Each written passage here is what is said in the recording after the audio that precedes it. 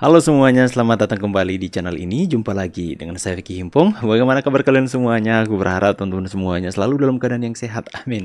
Ya, di video kali ini kita akan sama-sama kembali lagi menyaksikan cuplikan video yang menarik tentang berita politik hari ini. Apa saja yang menjadi perbincangan hangat kita di video kali ini? Kita akan segera untuk bahas videonya satu persatu. Dan aku berharap videonya itu bisa memberikan tambahan informasi kepada kalian semua. Dan tanpa perlu banyak basa-basi, kita akan segera bahas videonya satu persatu. Let's go! Yang pertama, cerdas, Otto Hasibuan jelaskan sejarah dan status Amicus Curiae. Kedua, mengenai Amicus Curiae. Kita tahu bagaimana Amicus Curiae ini sejarahnya sebenarnya kan itu mulai di zaman Romawi, di abad 17, ya kan? Nah, kemudian berkembang di negara Anglo-Saxon pertama kalinya. Setelah itu berkembang ke negara-negara civil law, ya kan? Nah, Anglo-Saxon di Inggris, penerapan dari Amicus Curiae ini sebenarnya tidak ada yang baku, tidak ada yang pasti. Aturannya kayak apapun kita nggak tahu. Saya melihat beberapa catatan bahwa negara Brazil umpamanya itu sudah memformalkan tentang Amicus Curiae. Argentina juga seperti itu. Rusia kalau saya tidak salah belum. Nah, Indonesia pun sampai sekarang belum memformalkan tentang status daripada Amicus Curiae ini. Tetapi di dalam praktek kelihatannya ada yang mengajukan Amicus Curiae ini. Sehingga pertanyaan adalah bagaimana ya? Enggak. Ada. Belum diformalkan karena hanya undang-undang yang diambil. Umpamanya undang-undang kehakiman, hukum hak asasi manusia, itu kan tafsir, ya kan? Itu kan tafsir di mana hakim bisa menggali hukum dan sebagainya. Ya kan? Di pasal 5 umpamanya disebutkan, dan hak asasi manusia juga disebutkan. Tapi itu kan aturan yang mengatur bahwa Mahkamah Konstitusi bisa menggali hukum yang berkembang dalam masyarakat. Tapi tidak mengenai soal Amicus Curiae. Tapi di Indonesia ditafsirkan adanya peluang di dalam undang-undang kehakiman tersebut dan juga di undang-undang hak asasi manusia. Dianggaplah Amicus Curiae ini sebagai perwakilan daripada penggalian daripada nilai-nilai yang berkembang di masyarakat. Jadi tidak diatur. Jadi belum diformalkan secara lengkap, masih informal. Sama dengan negara-negara lain. Nah, sehingga berkembanglah pendapat-pendapat masyarakat. Sebenarnya siapa sih yang menjadi Amicus Curiae ini? Dan bagaimana kedudukannya di dalam suatu perkara? Nah, ada yang berpendapat bahwa sebenarnya Amicus Curiae ini dalam sejarahnya diambil itu gara-gara bahwa ada suatu perkara yang bersifat publik. Kemudian masyarakat itu merasa dia punya kepentingan untuk menjelaskan kepada hakim. Untuk membantu hakim. Tidak membantu para pihak yang berperkara. Ini harus dilihat dulu ini. Tidak membantu pihak yang berperkara ini. Tapi membantu hakim untuk memutuskan sesuatu berdasarkan hukum dan keadilan yang menurut mereka itu benar. Itulah sebabnya dia menjadi friend of the court. Menjadi sahabat pengadilan. Dia bukan sahabat daripada para pihak yang berperkara. Tapi sahabat daripada pengadilan. Jadi karena dia sahabat pengadilan, di mana hakim memutus suatu perkara pastikan dengan adil. Maka dia pun orang yang datang menjadi Amicus Curiae ini juga tidak boleh berpihak. Maka dia harus dengan adil dan penuh independensi datang ke pengadilan, memberikan masukan ke pengadilan agar bisa mengurus perkara dengan baik. Nah, oleh karena itu saya berpendapat dan juga banyak juga berpendapat dalam literatur yang kita lihat bahwa sebenarnya yang menjadi Amicus Curiae ini tidak boleh orang yang menjadi pihak di dalam perkara. Jadi kalau dia ada pihak di dalam perkara itu langsung atau tidak langsung, maka tidak tepat. Tetapi tidak ada larangan dia mengajukan sebagai Amicus Curiae.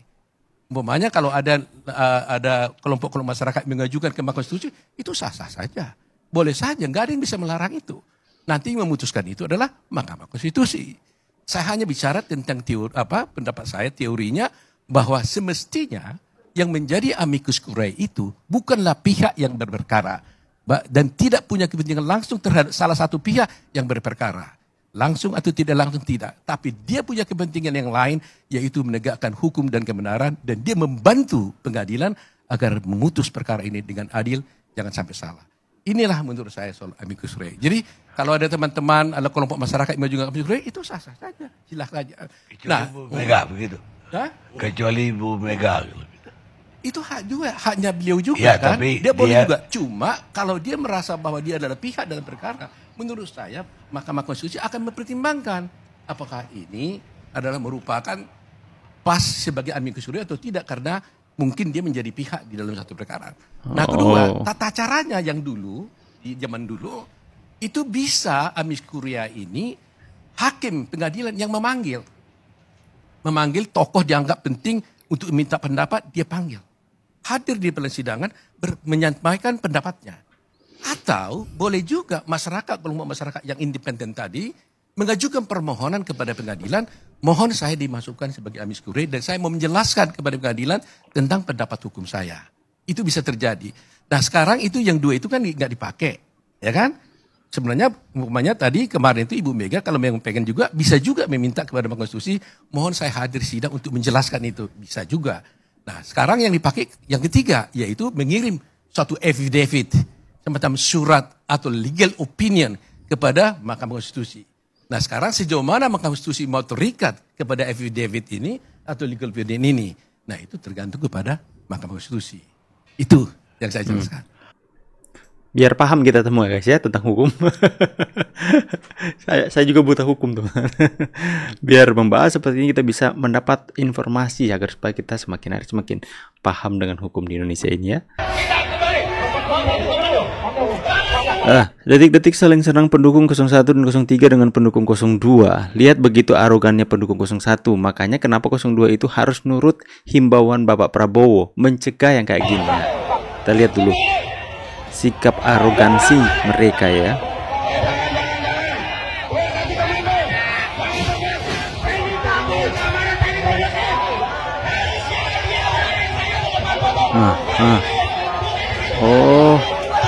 Oh, melempar batu ya, melempar batu. Oh, harus ditangkap itu, udah ada bukti itu loh.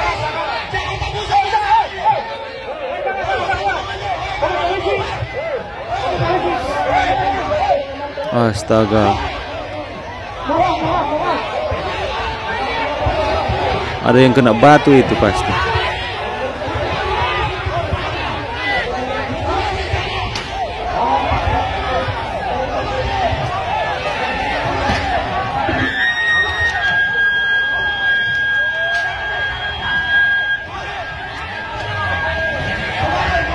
Nah, hal seperti itu yang ditakutkan oleh Pak Prabowo, makanya menghimbau untuk tidak melakukan aksi apapun. Ya, karena hal seperti ini, ya, sekalipun mengatasnamakan aksi damai, tapi kalau sudah ada oknum-oknum yang memprovokasi seperti ini, pastilah mereka kalau kena batu ya sakit, balas dong. Balas dia damai-damai apa leh, baku balas ya, buku lempar. Ya, saya menghimbau Pak Hasto, saya pikir sudah cukup drama-drama yang terjadi. Toh masyarakat juga nggak percaya. Hasto ini.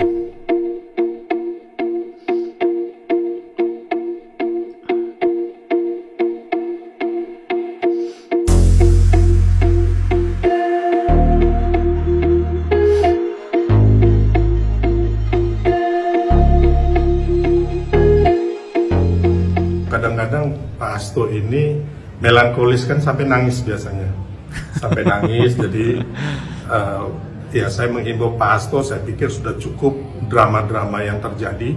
Toh masyarakat juga nggak percaya.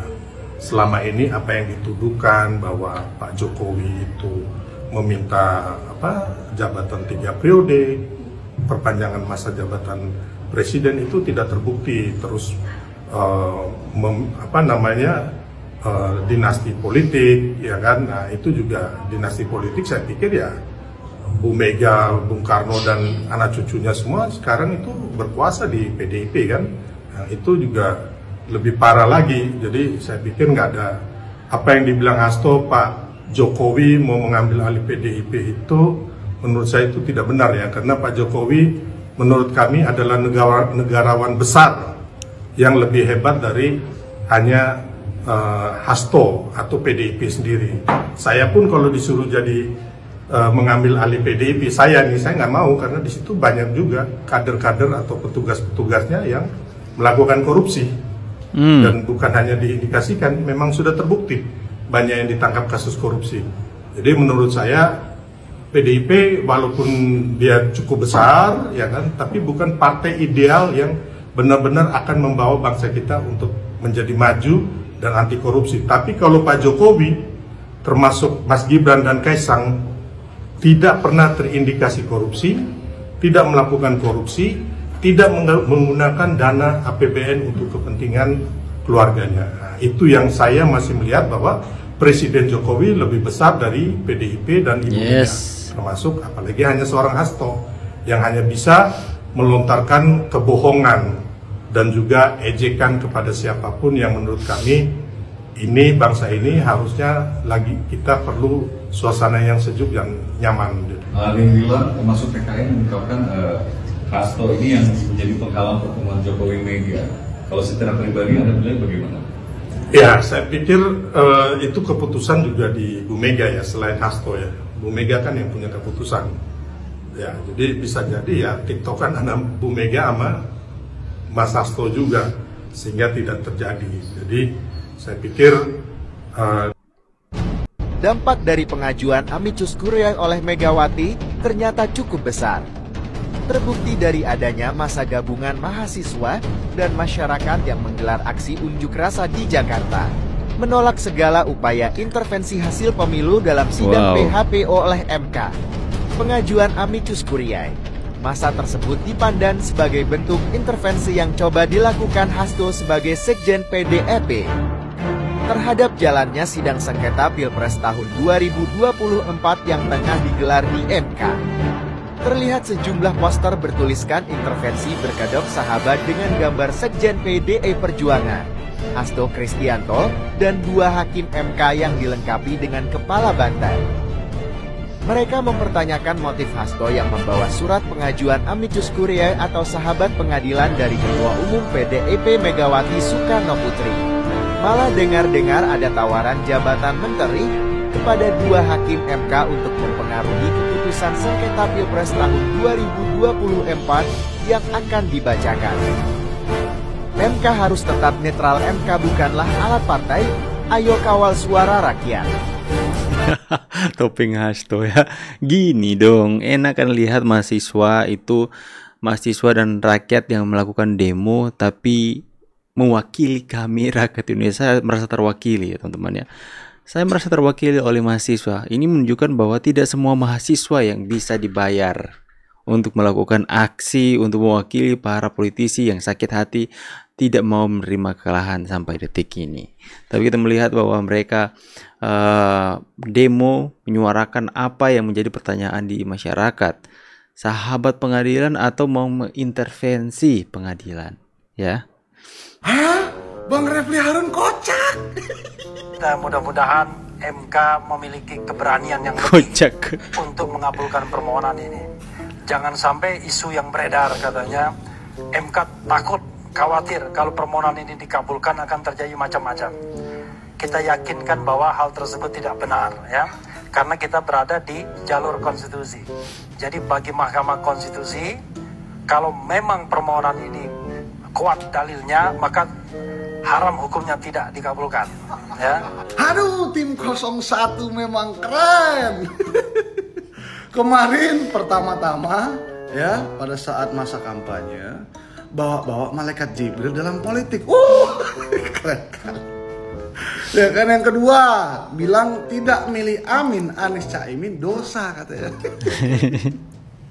Terus sekarang lebih sakti lagi, top markotop ya, Bang Refli bilang ya, kalau Hakim MK tidak mengabulkan permohonan tim hukum 01 katanya haram.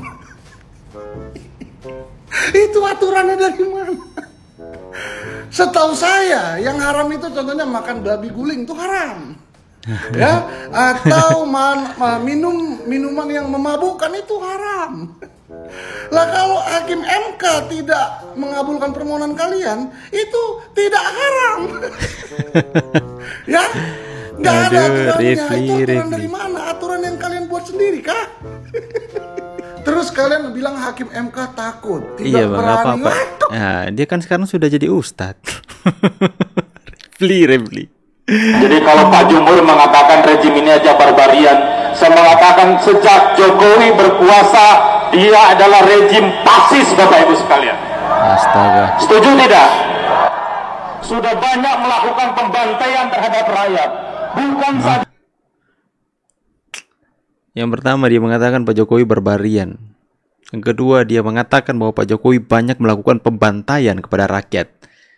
Ini harus dipertanyakan buktinya dari mana, datanya dari mana. Apa yang disampaikan ini benar-benar bertolak belakang dengan cara kepemimpinan Pak Jokowi hari ini. Ini orang HTI kayaknya ini. Saja dibunuh, tapi melalui berbagai macam kebijakan. Untuk itu, pada hari ini sampai tanggal 22, kita berharap kepada Mahkamah Konstitusi. Maka, jika Mahkamah Konstitusi tidak sesuai dengan harapan rakyat, tidak berani menegakkan keadilan, tidak berani mempertahankan demokrasi yang sudah diacak-acak oleh rejim Jokowi, maka rakyatlah yang harus bangkit untuk Jokowi. Saya mohon kepada pihak kepolisian, kepada Bapak Kapolri yang terhormat, agar supaya melakukan penangkapan kepada orang ini. Karena ini sudah jelas buktinya sangat-sangat tidak mendasar. Ini adalah penghinaan kepada kepala negara. Dia mengatakan tuduhan serius kepada Pak Jokowi di depan massa, di depan media. Dia mengatakan Pak Jokowi barbarian. Pak Jokowi telah melakukan pembantaian kepada banyak rakyat katanya, yang sama sekali tidak mempunyai bukti. Tolong Pak, orang seperti ini jangan dibiarkan, harus ditangkap, harus temukan dasarnya dari mana dia mengatakan hal seperti itu. Mengujar kebencian dengan fitnahan kepada Presiden Jokowi, memaksa masyarakat untuk membenci Pak Jokowi, padahal masyarakat ini nggak akan terpengaruh dengan orang-orang sampah seperti mereka, teman-teman ya. Tulis di kolom komentar pendapat dan tanggapan kalian. Saya Vicky Himpong pamit, see you on the next video and God bless. Bye guys.